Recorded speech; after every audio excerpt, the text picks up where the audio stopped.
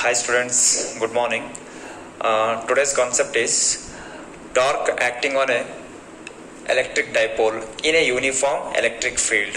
See, I hope you know the word torque as we already studied in the first year syllabus in system of particle and rotational motion. Torque acting on a electric dipole. See how the torque will act on an electric dipole if the dipole is placed in a uniform electric field. If the dipole means we know that yesterday we have discussed it. Dipole consists of two equivalent opposite charges. Two equivalent opposite charges separated by a small distance 2a we have considered. So such a dipole, if we placed in a electric dipole, such a electric dipole if we place it in a uniform electric field, then how the torque will act? So before going to this, just once I will revise the definition of torque. Torque which makes the body or which makes the system rotate in a fixed axis of rotation. Like this. See, just you may observe here, this is what we call it is a fixed axis of rotation. This rod, it is around the fixed axis of rotation. This system can rotate on applying the force on the body. This body will rotate around the axis of rotation. That is what the concept of torque it is. Or it is also defined as two equivalent opposite forces. For example, it is a dipole, two equivalent opposite charges separated by a small distance. Two equivalent opposite forces are acting on a dipole which constitute the couple and which makes the system rotate in a circular motion from the fixed axis of rotation. This body will rotate like this when the two equivalent opposite forces are acting on the dipole or acting on any system which constitute what couple it is. So I can define torque is defined as the product of either force you can take, product of either force and perpendicular distance between them. Product of either force and perpendicular distance you have to take here. How we can take the perpendicular distance here? By drawing this line. This is what perpendicular distance between these two charges or these two forces. What the forces are acting on these two charges, equal and opposite forces. This perpendicular distance I can take like this. So such a force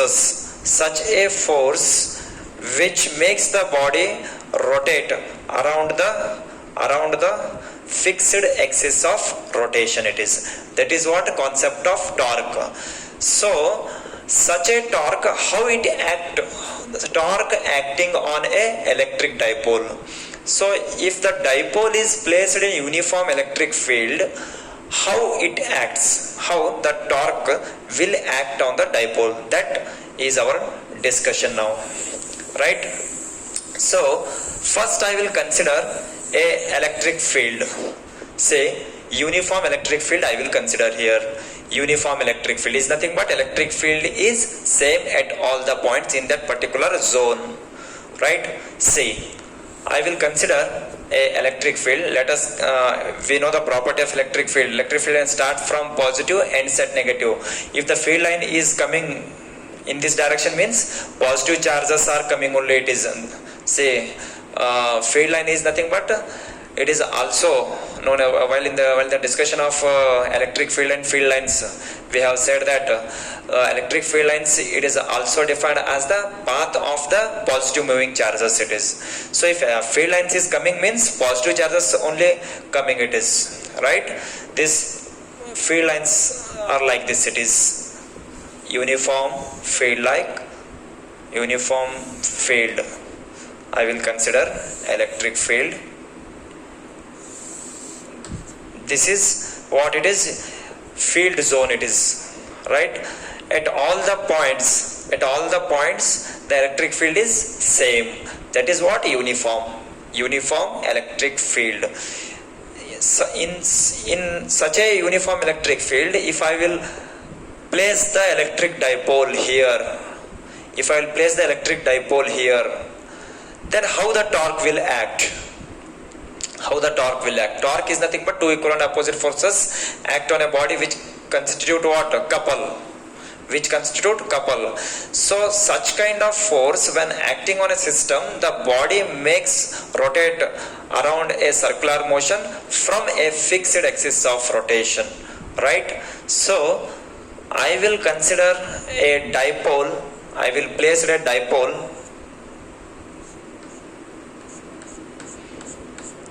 This is, let us assume, dipole, and center it is O. Distance of the dipole or length of the dipole 2a it is. See, this I will take negative, this I will take positive charge. See, field lines is in this direction. In such a uniform electric field, I have placed electric dipole. Now see, here it is positive charge, or positive pole of the dipole. This is negative pole of the dipole. Now the positive charges are coming in this direction, or electric field is coming in this direction. Electric field is nothing but positive charges only coming. That field ends somewhere where the negative charge will get here. At that negative charge, that field will end. So if positive charges are coming, here also it is positive charge. The force acting on this charge is in this direction, because positive repel each other. However, electric field is coming in this direction, so this positive charge force is in this direction. So F I will give here, right? So here positive is coming means this is negative, it will attract. This is F, but both are in the opposite direction. See, we know the electric field definition. Electric field E is equal to Q divided by what? See here, Q divided by electric field area it is, right? So electric field charge per unit area, force, yes it is force experienced by unit charge, it is force experienced by unit charge. That is what definition of electric field. So F is equal to, how I can define here? F is equal to Q into E, I can say. F is equal to Q into E, I can say.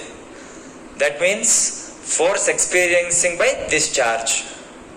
That is what. Here force experiencing by positive charge I will write F is equal to Q E. Here also F is equal to Q E, but minus I will write here. This is negative.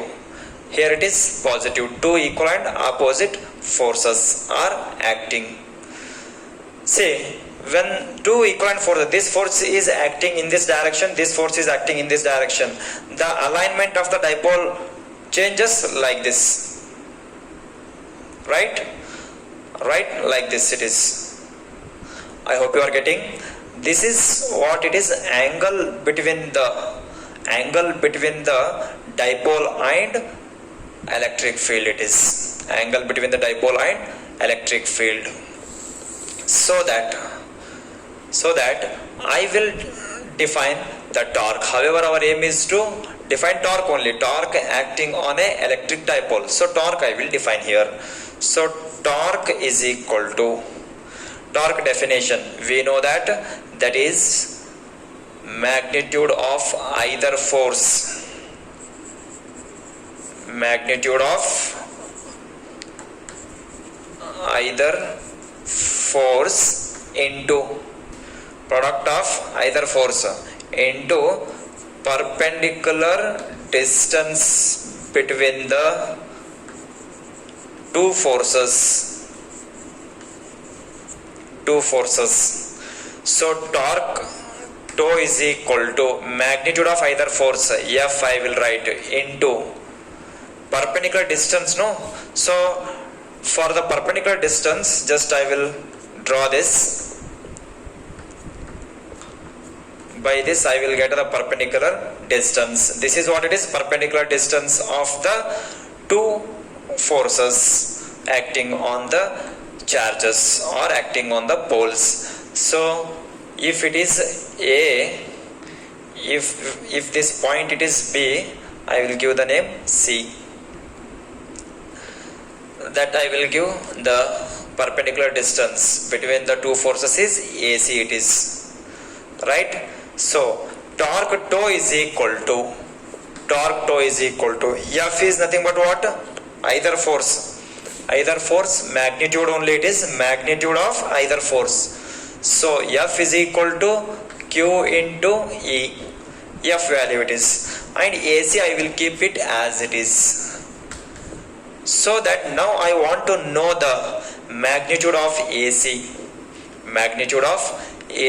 here to here I want to know. So because of this I will define. However, I want to know this. We have drawn this to get the perpendicular distance between the two forces, so that AC divided by BC, opposite divided by, see, AC divided by this AB, here AC opposite, this I want to know. However, AC divided by hypotenuse it is AB, it is opposite by hypotenuse sin theta. So AC is equal to AB sin theta. Substitute this value here. Torque tau is equal to QE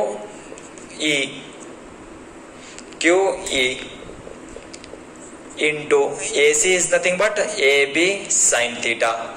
Value of AB is equal to, first I will write AB sin theta. Now from the figure, value of AB is equal to 2A, dipole length, QE into 2A sin theta. And here we know that P is equal to Q into 2A. I hope you remember this, right? So torque tau is equal to, see, Q into 2A, I will write P, this E as it is, and this sin theta also as it is, right? This is what it is, magnitude of the torque acting on the electric dipole. Now if I am going to represent this magnitude in the form of vector, or so if I am going to give the notation, however torque it is a kind of a force and it is a vector quantity. So P cross E I can write, it is, this is a cross product, it is sin theta which gives cross product and cos theta which gives dot product it is. This is what it is, torque acting on a electric dipole in a uniform electric field. This is our small expression. See, when the, by the special cases we can discuss here, when the torque is maximum, when the torque is minimum, we may discuss here by this expression. See, cases for the special cases, if the value of theta is equal to 0, 90, 180, we will get when the torque is maximum, when the torque is minimum. We'll check out it. See, torque, if theta is equal to 0, then torque tau is equal to PE sine of 0, that is gives 0 only. This is first.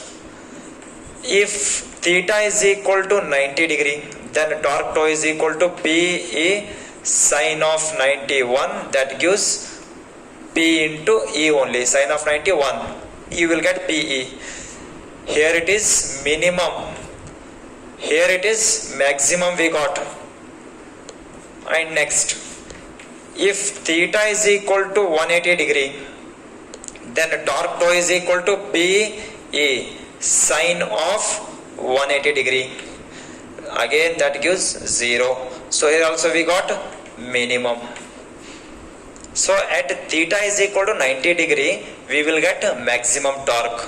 We will get maximum torque on the dipole. This is what concept of torque. Now we'll go for the concept of electric flux, right?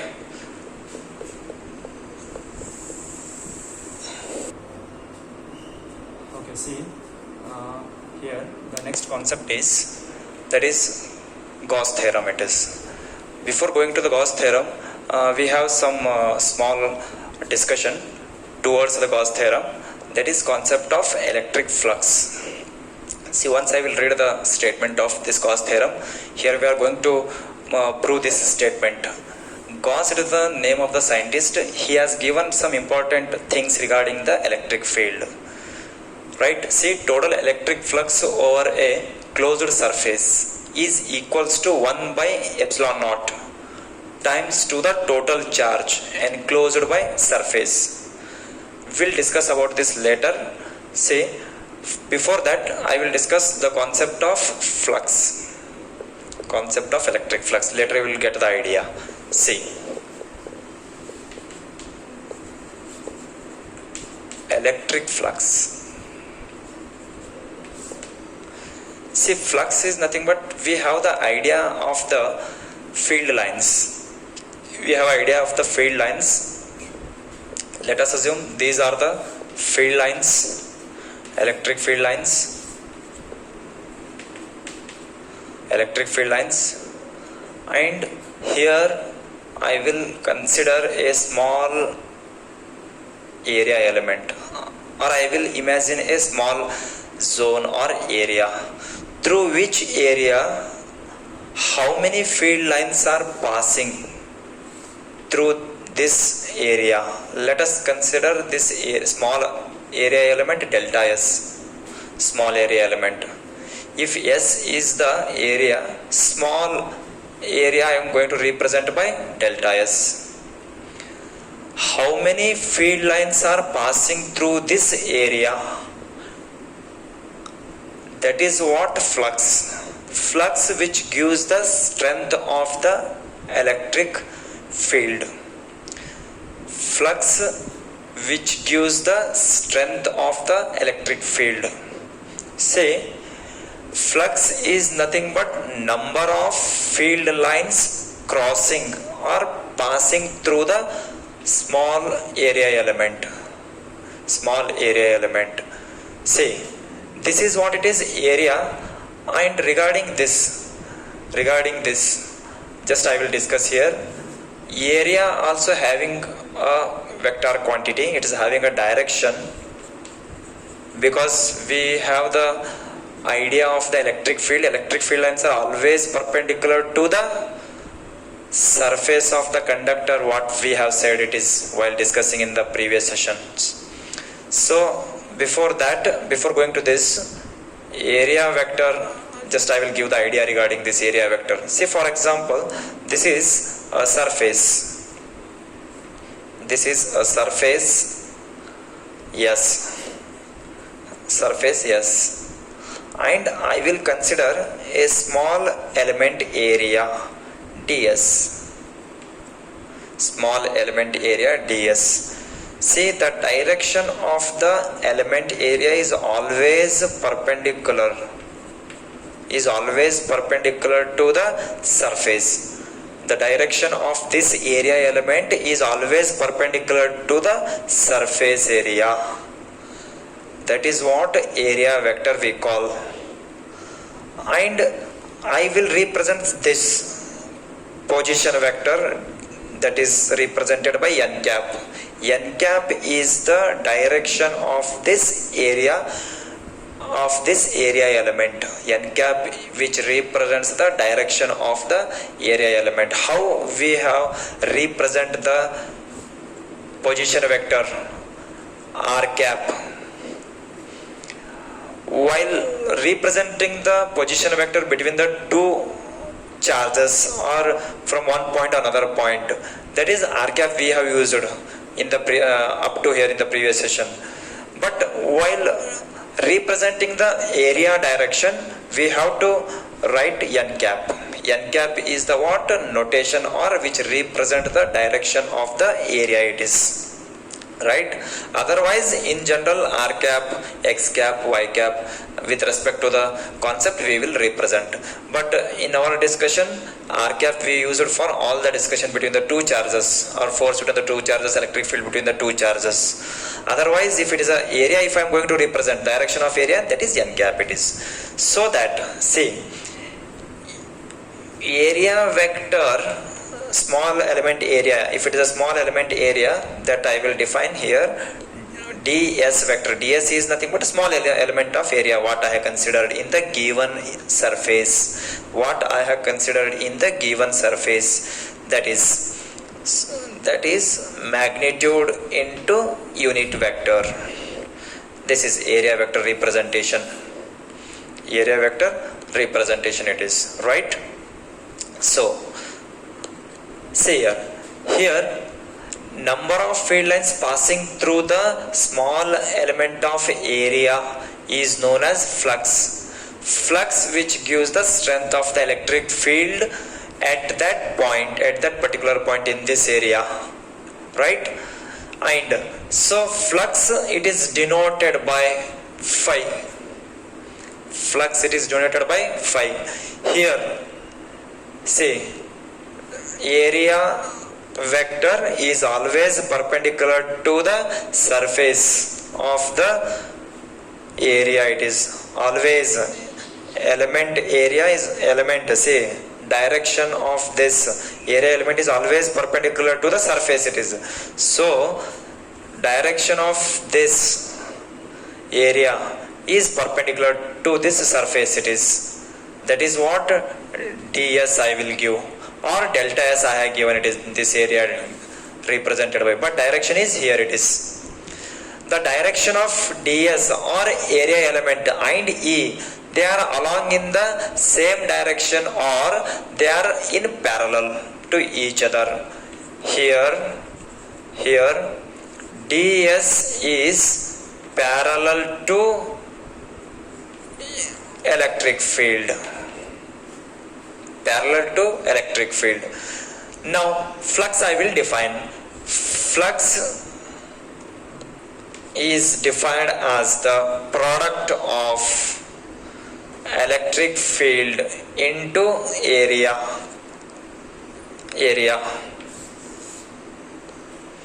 right? Or to this small element area I can define small amount of flux is equal to E into small element of area ds. This is define the small amount of flux we are defining to the small element area. That is, in general, flux phi is equal to E into A. Product of electric field into area. It is product of electric field and area which gives flux. I hope you got the concept of area vector and electric flux. These are the two important concepts to discuss the concept of Gauss theorem, right? So now we will discuss the concept of Gauss theorem. See here Gauss theorem that we are going to prove here. Total electric flux. I hope you got the concept of flux. See, this is what flux definition. Flux phi is equal to E into A, or a small amount of flux d phi is equal to E into ds. So now total electric flux over a closed surface is equals to, according to this statement, I will try to draw the figure. Total electric flux over a what? Closed surface. First I will take a closed surface. Closed surface. Let us assume this is a closed surface. Total electric flux over a closed surface. Flux is nothing but what? Electric field into area. Number of field lines passing through the area. Field lines produced by charge only. Start from positive charge, end at negative charge. So there should be a charge inside the closed surface. We have to consider the charge inside the closed surface as per the statement. Say electric flux over a closed surface. Electric flux over a closed surface is equals to what? Over a closed surface is equals to 1 by epsilon naught times to the total charge. This is what definition. So as per the statement, total electric flux, I can also represent like this. Integral means total. Integration, purpose of integration is total. It is total electric flux. Total electric flux over a closed surface. S is nothing but what? Closed surface notation. It is equal to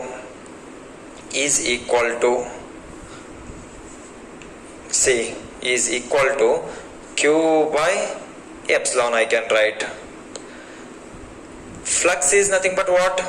Definition, as per the definition, E into A or E into ds. I can write so that see, E into ds is equal to Q by epsilon. This is equal to what?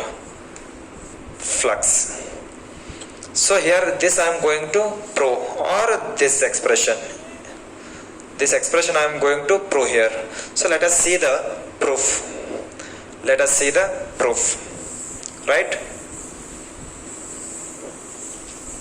Flux phi is equal to E into ds. E into ds is equal to Q by epsilon, or phi is equal to Q by epsilon. I am going to prove here. Right?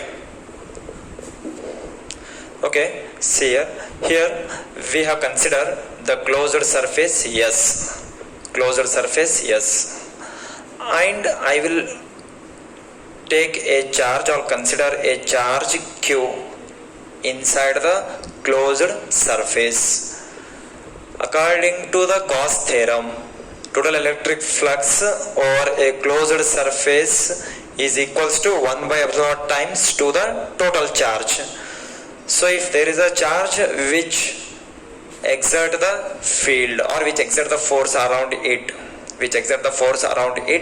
or which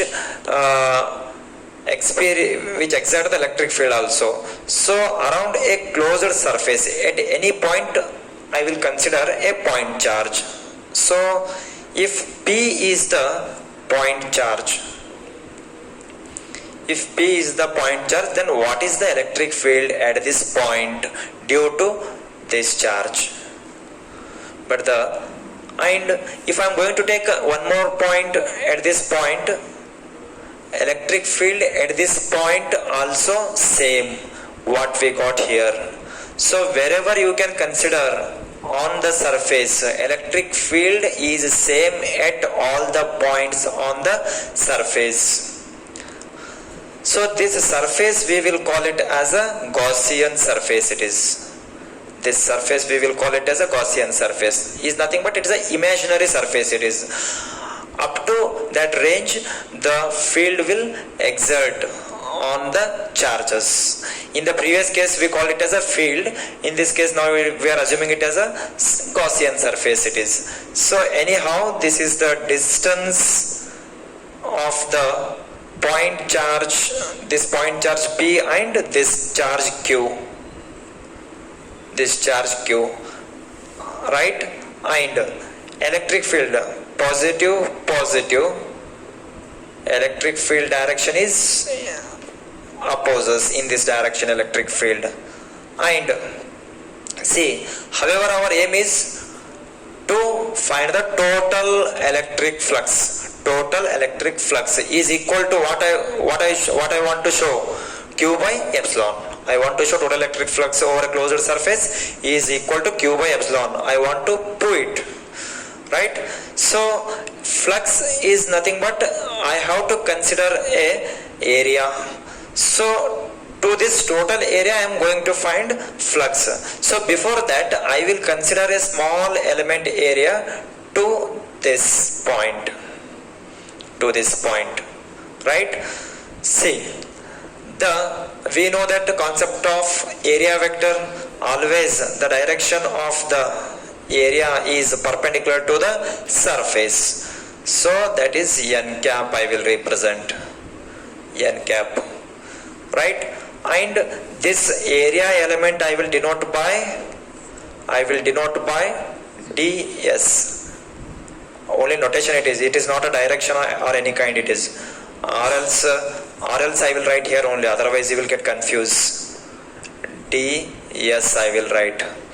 Area vector and electric field, they are along in the same direction or they are in parallel. So angle between ds and E is 0. Angle between E and ds is 0. So we know the definition of flux. Flux phi is equal to E into A, or this is a vector quantity. If I am going to write in a magnitude, E A cos theta. Purpose of cos theta is they are along in the same direction. So that is why I am representing by a function cos, right? So that, see, now here I will start the proof. First I will define the electric field at this point due to this charge. So electric field E is equal to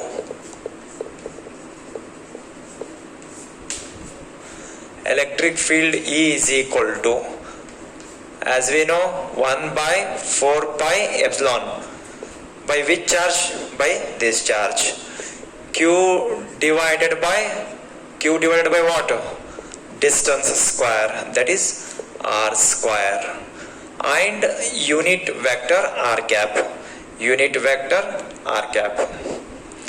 This unit vector and area vector, they are along in the same direction again. So r cap n cap is equal to, I can also write r n cos theta, right? I can also write as r cap n cos theta it is. So they are along in the same direction. Value of r cap or unit vector is 1, right? So just you should know this.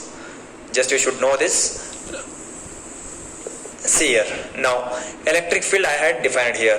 Now I will define, say, however our aim is to find total flux. So before that I will define small amount of flux through this small area. So according to the definition of flux, I will define, say, the flux through the area element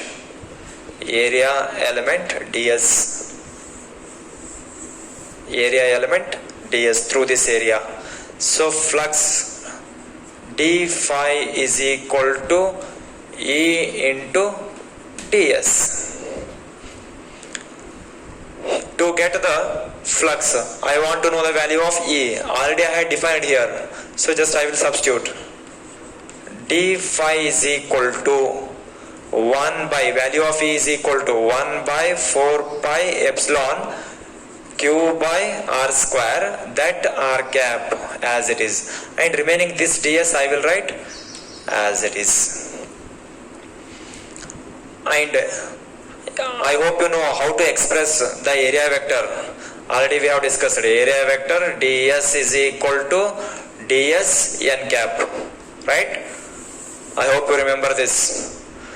So that, see, I will write here d phi is equal to 1 by 4 pi epsilon q by r square, and r cap I will write as it is ds area vector, see, ds into n cap. N cap I will write first, later I will write ds, just for our convenient purpose, right?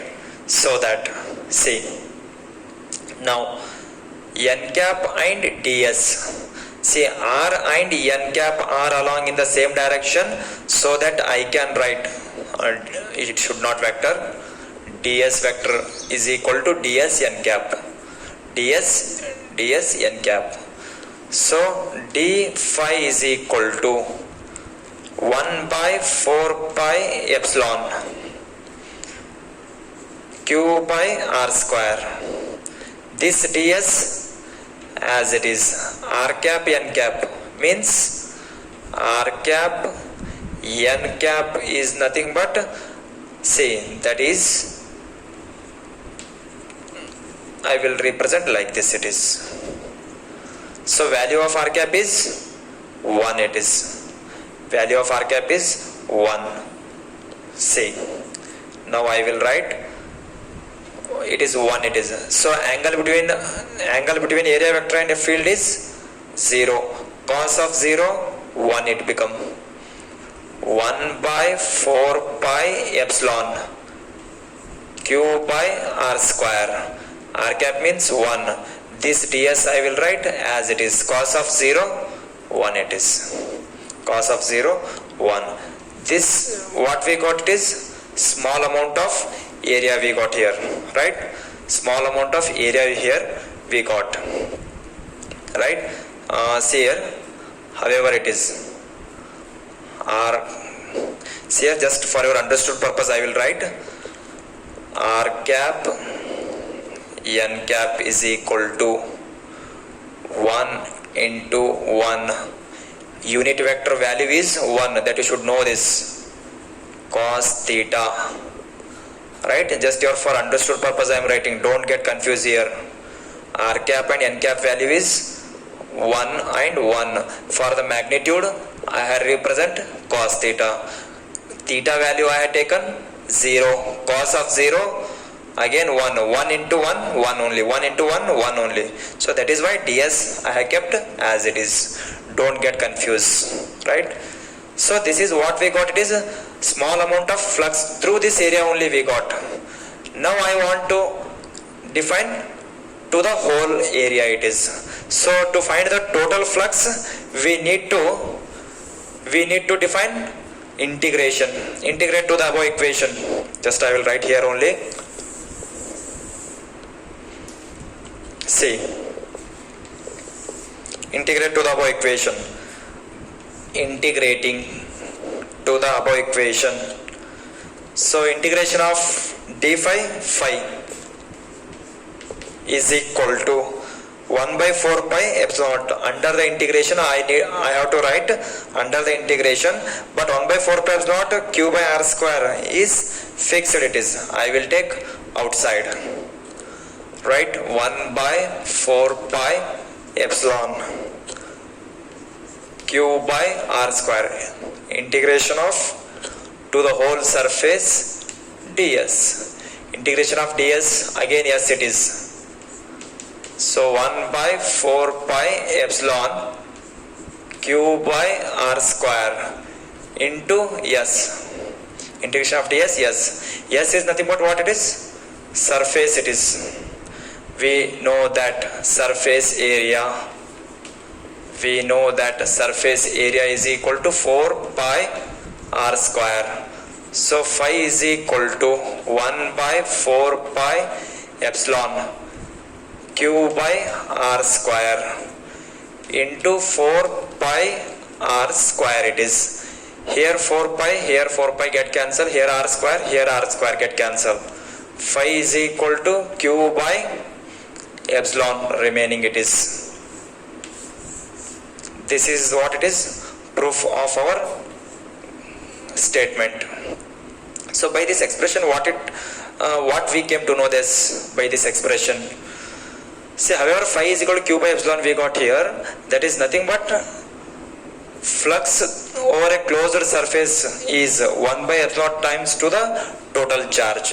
And along with this, one more similar concept we may get here, that is electric field at all the points on the Gaussian surface is same it is. This is what a concept of Gauss theorem. Based on this, we have some application we need to discuss.